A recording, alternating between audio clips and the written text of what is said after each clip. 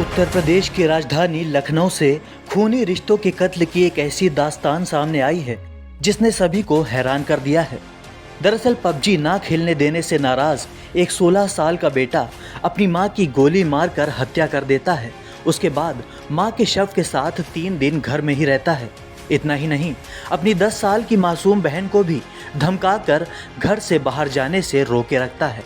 लेकिन जब मां का शव धीरे धीरे सड़ने लगता है और उसमें से बदबू आने लगती है तो वो मजबूरन पश्चिम बंगाल में तैनात अपने सेनाधिकारी पिता को फ़ोन करके खुद बताता है कि मैंने मां की हत्या कर दी है। गेम खेलने से रोकती थी, जिससे क्षुब्ध होकर के इसने इस घटना को अंजाम दिया है।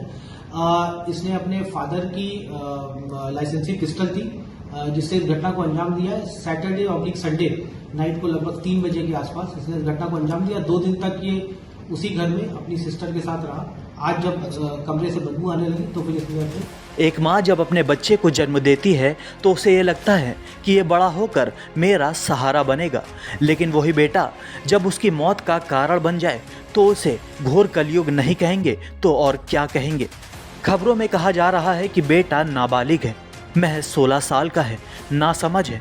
हालांकि उसी नाबालिग 16 साल के नासमझ बच्चे को इतनी अक्ल है कि वो पिस्टल से अपनी मां की पहले तो हत्या करता है और फिर अपनी बहन को बंधक बनाकर दूसरे कमरे में बंद कर रखता है। इतना ही नहीं, वो अपनी मां के चरित्र पर भी सवाल उठाता है। आखिर ये कैसा नासमझ बच्चा है?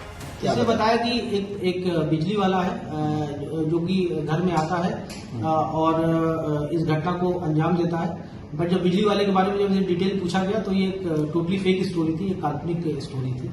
तभी वो बच्चा क्या पकड़ गया है हिरासत में? उसको हम लोगों ने हिरासत में ले लिया है, पूछताछ चलिए, आगे की वैधानिक कार्रवाई की जा रही है। ये घटना इतनी आम नहीं है कि इसे कम समय में ही भुला दिया जाए।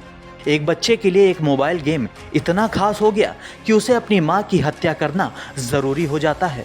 जरा सोच कर देखिए कि उस 16 साल के किशोर पर गेम का कैसा जुनून सवार होगा कि उसने बिना कुछ सोचे समझे मां को गोलियों से भून डाला। वीडियो गेम बच्चों को पागल बना रहे हैं। ये खबर बहुत ही परेशान करने वाली है। जो भी इस घटना से बाखबर हो रहा है उसके जहन से ये खबर उतर ही नहीं रही है। बहरहाल इस घटना के कई पहलू ऐसे हैं जिस पर ध्यान देने की सख्त ज़रूरत है।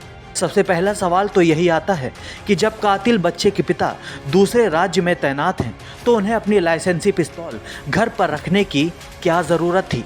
चलिए ये भी मान लेते हैं कि घर पर पिस्तौल रखना एक मजबूरी थी, तो पहले ही ऐसे इंतजामात क्यों नहीं किए गए कि बच्चा इतनी आसानी से पिस्तौल तक पहुंचता ही नहीं। ये घटना कई सवाल खड़े कर रही है। अगर इस मामले की निष्पक्ष जांच की जाती है तो हो सकता है कि कोई बड़ी साजिश निकलकर सामने आ जाए। ब्यूरो रिपोर्ट, द यूपी खबर।